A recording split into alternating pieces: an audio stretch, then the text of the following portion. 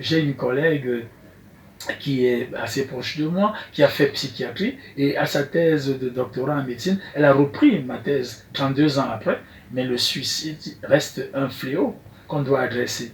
Donc, justement, on n'en parle pas beaucoup. On n'en parle pas parce que parfois c'est tabou, et que sur le plan social et culturel, d'abord l'Église catholique que je connais bien en fait un comportement à bannir, et puis sur le plan anthropologique, nous avons des régions du Cameroun où il ne faut pas dire qu'il y a un suicide dans la famille. Et d'ailleurs, on a parlé du mariage tout à l'heure, certains couples ont échoué parce qu'on a appris qu'il y avait des suicides dans la famille de l'autre. Donc c'est quand même resté tabou. Mais ce sont des tabous liés à l'ignorance. On a pensé que le suicide était la conséquence d'une force du mal, d'une force occulte. Mais on a aussi pensé que certaines maladies mentales étaient du fait de la sorcellerie, que j'ai toujours défini pendant les enseignements comme un ensemble de connaissances auxquelles vous n'avez pas accès. Parce que dès que vous avez accès à cette connaissance, ça ne devient plus sorcier. Si vous mettez un enfant de la classe du cours élémentaire devant une épreuve de mathématiques de classe de seconde, ça paraît sorcier. Mais s'il fait ses classes, il passe son CP, il fait la 6e, la 5e, la 3e, la 4e, il arrive à la pédagogie de transmission des connaissances qui lui permet de comprendre l'algèbre, ça devient banal, voyez-vous. C'est la même chose. Les étrangers sont venus en Afrique, ont observé nos comportements qu'ils ne comprenaient pas et ils ont taxé ça de pratiques sorcières. Parce qu'en français, c'était un ensemble de comportements pour lesquels ils n'arrivaient pas à mettre une définition. Et ils les ont classés dans la religion comme des comportements à bannir, dont le péché. Et les plus jeunes Africains venus après cette étape ont suivi l'école de l'Occident et ont considéré ces pratiques traditionnelles qui n'avaient pas été comprises par les Occidentaux. Eux aussi ont intériorisé ça comme des pratiques sorcières, les mettant à l'écart, ne restant que dans la connaissance transmise par l'Occident. Une forme de déracinement que nous constatons aujourd'hui et qui fait que nous n'arrivons plus à raisonner et à réfléchir comme à l'africaine. Si vous prenez le divorce ou le suicide, vous allez vous rendre compte que la gestion du divorce à l'Afrique était différente de ce qui se passe aujourd'hui devant les tribunaux. Et nous n'avons pas la culture à la tolérance en ce qui concerne les problèmes de santé mentale. On aime à dire tu te plains beaucoup. Oui, c'est-à-dire que comme je ne comprends pas pourquoi il se plaint, on dit tu te plains beaucoup. S'il dit qu'il entend des voix, on dit non, c'est dans ta tête. Bon, évidemment, on pense toujours que la santé mentale est dans la tête, oui, mais elle n'est nulle part, parce que quand vous disséquez le cerveau, vous ne trouvez pas le psychisme, quoi. Il est partout.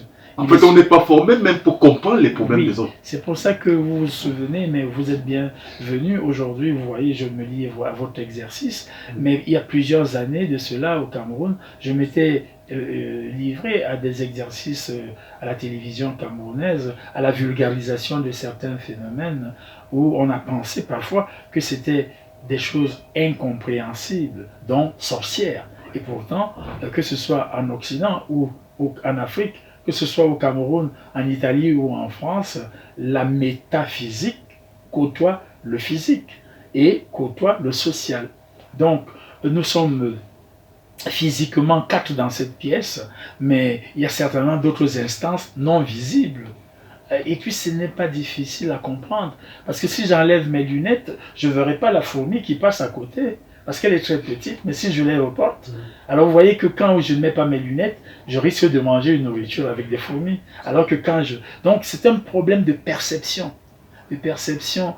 Et nous sommes là pour vulgariser cela, afin que les Camerounais, revenant vers leur façon de vivre, puissent élever le seuil de tolérance de certains comportements qui sont devenus intolérables parce que nous sommes d'autres cultures, voyez-vous. Si un occidental vient dans un environnement de pygmées, il y a des choses qu'il ne comprendra pas. Parce que ce n'est pas sa culture.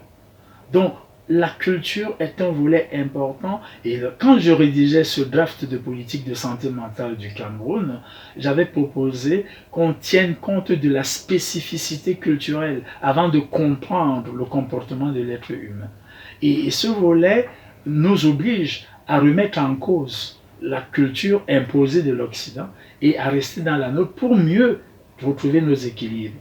Maintenant, ça aurait été perçu comme un enrichissement, la culture des autres, mais pas comme un déracinement de notre racine, de nos racines propres. C'est pour cela que on est ouvert à la culture de l'autre comme enrichissement, mais sans se déraciner de notre culture à nous. Et dans ce même modèle, c'est le draft de la politique du Cameroun que j'avais conçu, que j'ai utilisé au Rwanda après le génocide.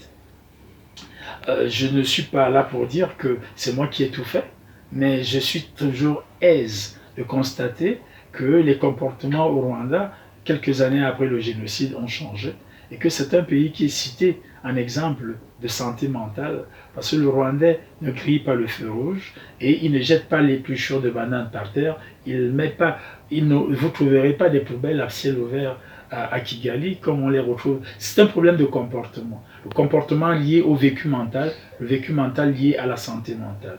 L'économie de ce que je vous dis aujourd'hui, c'est que sans santé mentale, il ne saurait y avoir de la santé. Et sans santé mentale, nous risquons d'avoir des difficultés à nous développer. Et, je peux le dire fortement, sans santé mentale, ça fait partie des pièces que je suis en train d'écrire en ce moment. Sans santé mentale, nous aurons du mal à rencontrer l'émergence. L'émergence qui est ici une vision politique qui sera faite avec des êtres humains équilibrés mentalement. Parce que sans santé mentale, ils ne comprendraient même pas cette vision et ils sauraient la mettre en exécution.